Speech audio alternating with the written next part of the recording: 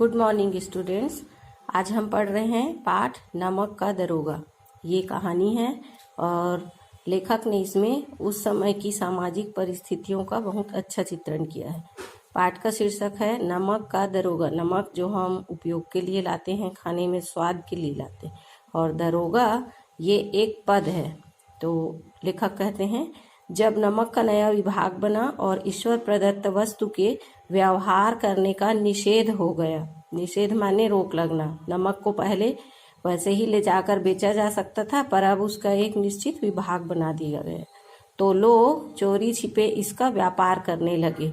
माने जो विभाग में अधिकारी होते थे उसको किसी भी प्रकार से चकमा देकर या घूस देकर इस प्रकार से ले जाने लगे। अधिकारियों के पौ 12 थे, माने जो अधिकारी वहां पर होते उनको रिश्वत मिलती थी। पटवारी का सर्व सम्मानित पद छोड़कर लोग इस विभाग को बकरंदाजी करते थे। बकरंदाजी माने होता है बिल्कुल देखभाल करना, तलवार पकड़ के जो देखभाल करते हैं। लोगों को ये रहता था कि कब इस पद पर हमारी नियुक्ति हो जाए। इसके दरोगा पद के लिए तो वकीलों का भी जी ललचाता था। माने जो अच्छे पद पर थे वो भी सोचते थे कि हम इस पद पर आ जाएं और हमें रिश्वत मिले। जब अंग्रेजी शिक्षा और ईसाई मत को लोग एक ही वस्तु समझते थे और फारसी का प्राबल्य था, माने फारसी जो समझ रहे थे, जो सोच पा रहे थे और समझ पा रहे थे, उनके अनुसार ही सब कुछ होता था। प्रेम की कथाएं और श्रृंगार रस का काव्य पढ़कर फारसीदा माने होता है जो फारसी को बहुत अच्छे से जानने वाला हो। जैसे हमारी हिंदी एक सर्वसम्मत भाषा है, वैसे ही उस समय पे जो फारसी जानते थे उनके लिए सरकारी कामकाज में बहुत अधिक सहूलियत होती थी। सर्वोच्च पदों पर नियुक्त हो जाया करते थे।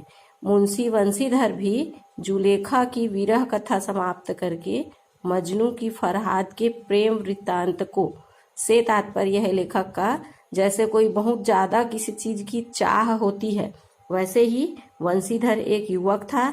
पढ़ लिख कर कुछ पद को पाने की उसमें जो चाहत थी, उसके लिए उसने इस पद के लिए अप्लाई किया। माने उसने यह चाहा कि मुझे किसी भी प्रकार से यह नौकरी मिल जाए। अमेरिका के आविष्कार से अधिक महत्व की बातें समझते हुए रोजगार की खोज में निकला। आज आप जैसे पढ़ लिख रहे हैं, एक के बाद एक अगली कक्षा तक पहुंचे, पढ़ने के बाद एक निश्चित कोई काम मिल जाए ताकि हमें कुछ कमाने के लिए साधन मिल जाए, ऐसे ही वह इस पद के लिए गया। उसके पिता एक अनुभवी पुरुष थे, समझाने लगे। उन्होंने समझाइश दी कि घर की दुर्दशा देख रहे हो, माने घर की आर्थिक स्थिति अच्छी नहीं है, ऋण के बोझ से दबे हुए हैं, बहुत ज्यादा कर्ज हो गया है, लड़कियां हैं, यह सारा घास फूस की तरह बढ़ती चली जाती हैं। माने लड़कियों की जरूरतें अधिक होती हैं, जल्दी जल्दी वे बढ़ती हैं, इसके लिए हमें आर्थिक रूप से सक्षम होना चाहिए। मैं कगारे पर का वृक्ष हूँ, अंडरलाइन करेंगे।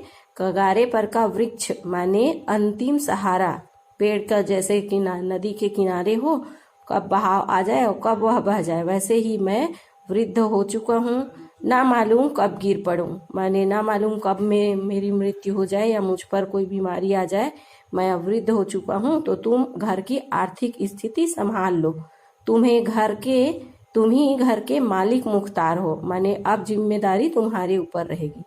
नौकरी में ओहदे की ओर ध्यान मत देना। उसके पिता ने ये समझाइश दी कि समय के अनुसार लोग पैसे के पीछे भागते हैं, वैसे ही तुम भी सिर्फ ध्यान ये मत देना कि नौकरी ही है, उसमें आमदनी अधिक हो, इस प्रकार से करना। यह तो पीर का मजार है। पीर का मजार से तात्पर्य है जो निश्चित रूप से वहां नौकरी में उनकी तनख्वाह जो तय रहती है वो मिलने वाली है। निगाह चढ़ावे और चादर पर रखनी चाहिए। जैसे मंदिर मस्जिद में कभी कोई बहुत अच्छा आदमी आया, बहुत सारा चढ़ा दिया, तो उस दिन पंडित को बहुत ज्यादा चढ़ावा मिल जाएगा। वैसे ही उसके पिता वंशीधर को ये समझाइश दे रहे हैं कि यदि रिश्वत मिले तो उसे ले लेना। ऊपरी आय हो, माने कुछ कुछ समय समय पर मिलता रहे। मासिक वेतन तो पूर्णमासी का चांद है। पूर्णमासी का चांद से तात्पर्य है जैसे माह में धीरे धीरे चंद्रमा बढ़ता है, एकम द्वितीय तृतीय से पूर्णमासी पर पूर्ण गोल होता है सिर्फ एक दिन के लिए, और उसके बाद फिर से घटना शुरू हो जाता है। वैसे ही वेतन जो मिलेगा वह हमें एक बार ही मिलेगा और वह खर्च हो जाएगा। तो इसलिए ऊपरी आय बढ़ता हुआ स्रोत है, माने जो हमें रिश्वत मिलेगी तुम्हें उससे घर की आमदनी बनी रहेगी, जिससे सदैव प्यास बुझती रहे से तात्पर्य है जो जो भी खर्च बीच में आएगा तो ये नहीं बोल पाएगा कि सिर्फ वेतन मिला खर्च हो गया। इसलिए वेतन मनुष्य देता है, इसी से उसमें वृद्धि नहीं होती। मतलब एक बार जो पेमेंट मिल जाएगा उसमें हमारी आमदनी में खर्च में पूर्ण नहीं होगा, इसलिए रिश्वत पर भी ध्यान देना। पेज नंबर 7 पे आ जाए। लेखक का तात्पर्य है उसके पिता सिर्फ ये देख रहे थे कि किसी भी प्रकार से पैसा आ जाए, माने आर्थिक स्थिति उसकी अच्छी हो जाए। मनुष्य को देखो, उसकी आवश्यकता को देखो और अवसर को देखो। अवसर से तात्पर्य है नौकरी में यदि कोई कुछ काम करवाने के लिए देने आए और तुम्हें लेते बने तो रिश्वत जरूर ले लेना। ये सारी समझाइश उसके पिता ने दी है।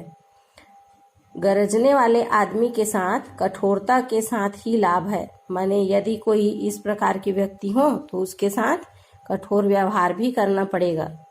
लेकिन बेगरज को दांव पर लाने का काम कठिन नहीं है, माने जिसको काम करवाना है रिश्वत देगा, काम करवाएगा तो उसका भी काम हो जाएगा और हमारी भी आमदनी हो जाएगी।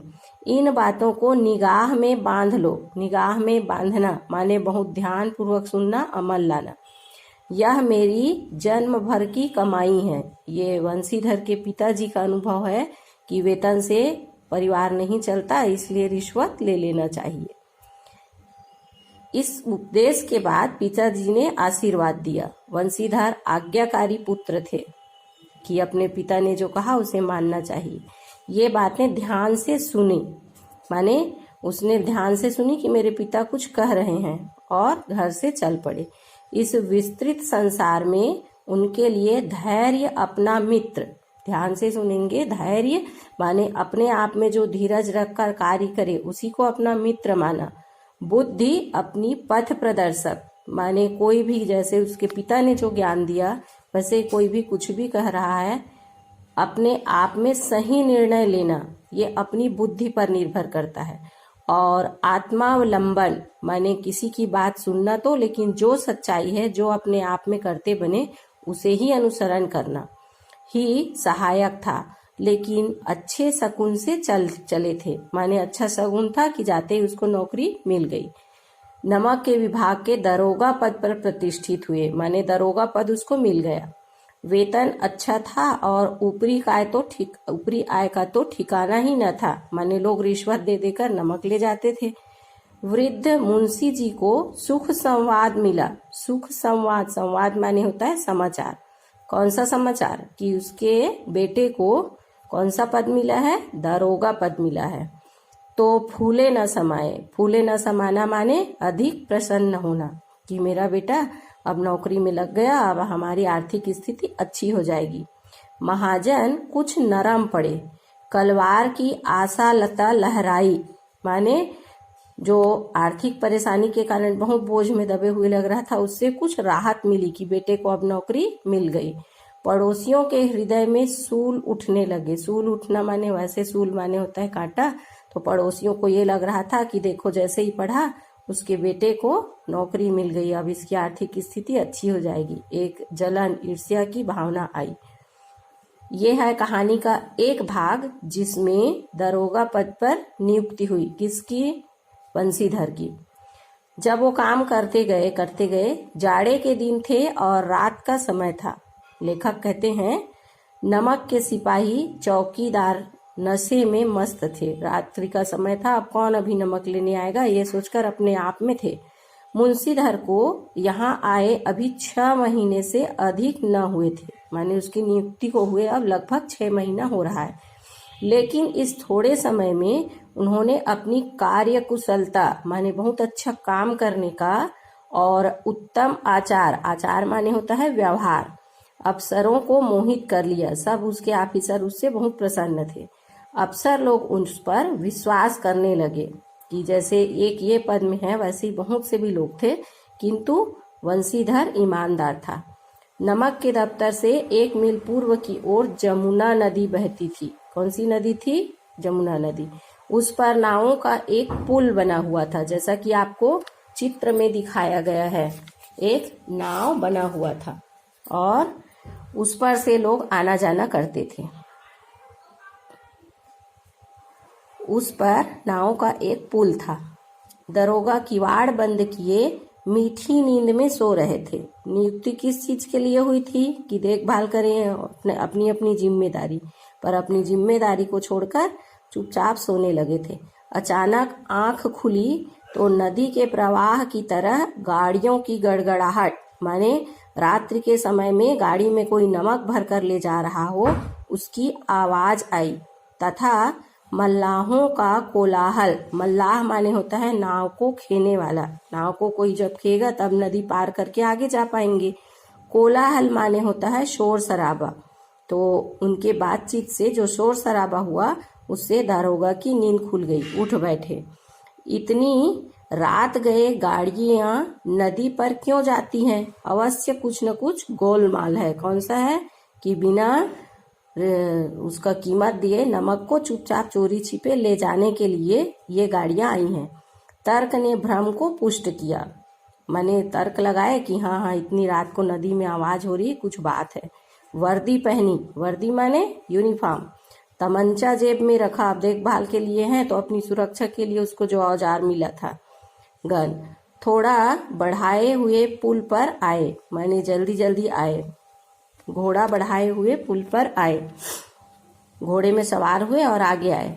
गाड़ियों की एक लंबी कतार पुल के पार जाती दिखती थी। डांट कर पूछा, किसकी है गाड़ियां? किसने पूछा? वंशीधर ने, क्योंकि वो वहां पर का दरोगा था। अगले पेज पर थोड़ी देर तक सन्नाटा छाया रहा। किस लिए? क्योंकि चोरी छिपे नमक ले जाने आए थे और दरोगा जी वहां पर पहुंच गए। कानाफूसी हुई, कानाफूसी आपस में कान में चुपचाप बातें करना।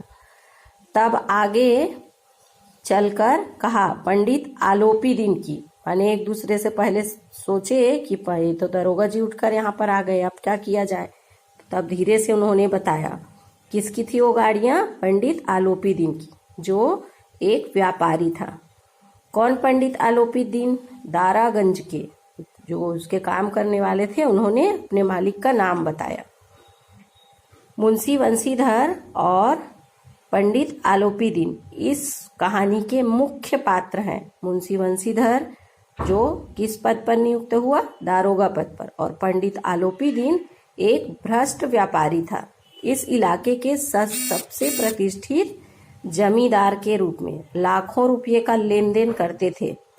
इधर छोटे से बड़े ऐसे कौन थे जो उनको नहीं जानते थे? माने लगभग सभी उसके बारे में जानते थे। और अंग्रेज अफसर उनके इलाके में शिकार खेलने आते थे। उस समय अंग्रेजों का शासन था और जो भी इस प्रकार के प्रतिष्ठित लोग रहते थे उनसे वे बराबर संबंध बनाकर रखते थे। उनके मेहमान होते थे, माने अंग्रेज उनके यहाँ मेहमान नवाजी करने आते थे। 12 मास सदा व्रत का चालन था। मुंशी जी ने पूछा, गाड़ियां कहाँ जाएंगी? क्योंकि उसकी ड्यूटी ये है कि इस नमक की देखभाल करे, उसकी कीमत मिले, उसके बाद ही वहां से ले जाने दे, जबकि ये समय ही नहीं है नमक ले जाने का। तो उन्होंने उत्तर दिया, कानपुर। लेकिन इस पर कि इसमें है क्या? सन्नाटा छा गया। दरोगा साहब संदेह और बढ़ा कि ये लोग तो जवाब ही नहीं दे पा रहे हैं। उन्होंने पूछा कि इसमें है क्या? उत्तर की बाट देखकर, बाट देखना माने रास्ता देखना, वह जोर से बोले, क्या तुम सब गूंगे हो गए हो? अब चोरी का माल यदि ले जा रहे हैं तो थोड़ी देर के लिए ये लगा क्या करें क्या ना करें, बोले ना बोले, ये सोचकर चुप रह गए। इसमें क्या लदा है? माने नमक जो भरा हुआ है वो निश्चित कर लेना चाहते थे कि आखिर क्या है इसमें।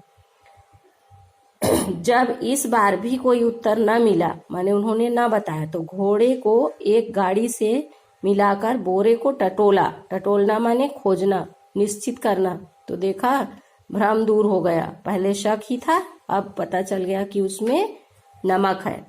पंडित आलोपी दीन अपने सजीले रथ पर सवार कुछ सोते कुछ जागते चले आ रहे थे। कौन है आलोपी दीन? भ्रष्ट व्यापारी जो यहाँ से नमक ले जा रहा था। अचानक कई गाड़ी वालों ने घबराते हुए आकर जगाया। गाड़ी में वे थे, उनको जगाया। बोले, दरोगा ने गाड़ियां रोक दी हैं। क्यों रोक दी हैं? क्योंकि चोरी छिपे ले जा रहे थे और वह अपने कर्तव्य पालन के लिए उन्हें रोके। घाट पर खड़े आपको बुलाते हैं कि भाई कौन ऐसा है जो मेरी अनुमति के बिना ले जा रहा है। नाम लेने के बाद भी उन्होंने कहा कि उन्हें बुलाकर यहाँ लेकर आओ। पंडित आलोपी दीन का लक्ष्मी जी पर अखंड विश्वास था। लक्ष्मी जी माने रुपया, पैसा, धन दौलत, उसके पास बहुत ज्यादा रुपया था। वह कहा करते थे कि संसार का तो कहना ही क्या, स्वर्ग में भी, ये एक व्यंग्य है लेखक का, कि यहाँ सब कुछ पैसे से होता है। आजकल स्वर्ग में भी लक्ष्मी जी का राज्य है। उनका यह कहना यथार्थ ही था। न्याय और नीति सब लक्ष्मी के खिलौने हैं कि रुपये पैसे से आजकल लोग सब कुछ खरीद लेते हैं। इन्हें वह जैसे चाहती है नचाती है, माने जिस प्रकार से लोग सक्षम होते हैं न्याय उन्हीं के पक्ष में हो जाता है। ये भ्रष्टाचार पर लेखक का व्यंग्य है। लेटे लेटे ही गर्व से बोले, कौन? पंडित आलोपी दीन, कि चलो हम आते हैं। उन्हें ये लग रहा था कि रिश्वत दे दूंगा और दरोगा उन्हें छोड़ देंगे। यह कहकर पंडित जी ने बड़ी निश्चितता से पान के बीड़े लगाए और खाए। लिहाफ ओढ़े हुए, लिहाफ माने होता है कंबल, दरोगा के पास आकर बोले, बाबूजी आशीर्वाद, कहिए हमसे कौन सा अपराध हुआ है कि गाड़ियां रोक दी। इसका तात्पर्य यह है कि उसके पहले भी वहां अधिकारी कोई रहे होंगे, लेकिन उन्होंने चुपचाप वहां से जाने दिया होगा, अपने कर्तव्य का पालन न किया होगा। हम ब्राह्मणों पर तो आपकी कृपा दृष्टि रहनी चाहिए, माने नाम के आगे उनके पंडित लगा है तो उनका कहना यह है कि पंडित का नाम सुनते ही चुपचाप ले जाने देते।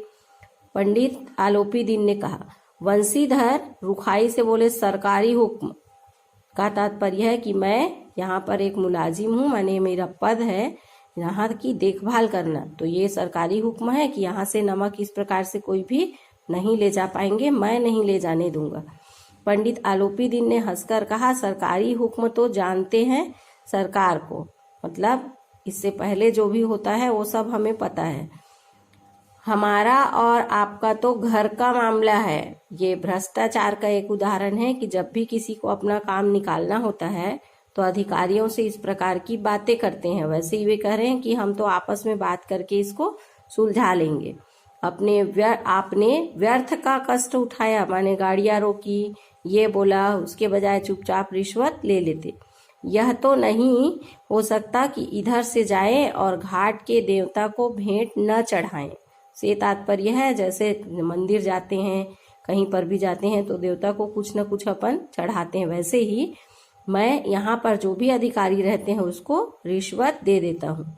मैं तो आपकी सेवा में स्वयं ही आ रहा था, माने अभी तक पद में नियुक्त होने के बाद उसकी ये मुलाकात पहली थी, इसलिए उसे पता नहीं था कि वंशीधर भ्रष्ट व्यापारी है। वंशीधर पर ऐश्वर्य की मोहिनी वंशी का कुछ प्रभाव न पड़ा, माने रुपये पैसे का जो उसने लालच दिया वंशीधर पर उसका कुछ भी प्रभाव नहीं दिखाई पड़ा, कि लालच में नहीं आया। ईमानदारी की नई उमंग थी। से तात्पर्य है कि मैं अपनी नौकरी कर्तव्य पूर्ण कर रहा हूँ, ये उसमें उत्साह था। कड़क कर बोले, हम उन नमक हरामों में से नहीं हैं, माने मैं अपने कर्तव्य के साथ इस प्रकार का कोई भी काम नहीं करूंगा जो कौड़ियों पर अपना ईमान बेचते हैं, माने कुछ रुपयों के लिए अपने कर्तव्य से हट जाते हैं। आप इस समय हिरासत में हैं। ये वंशीधर ने कहा आलोपी दीन से कि मैं आपको हिरासत में लेता हूँ। आपके कायदे के अनुसार चालान होगा, माने आपने बिना अनुमति के नमक जो लिया है उसके लिए चालान कटेगा। बस मुझे अधिक बातों की फुर्सत नहीं है। जमादार बदलू सिंह, जैसे ये पद है दारोगा, उसके नीचे का ये पद है जमादार, तो उसने उनको आवाज दिया, तुम इन्हें हिरासत में ले लो, मैं हुक्म देता हूँ, माने मैं ऑर्डर करता हूँ, कि आलोपित इनको हिरासत में ले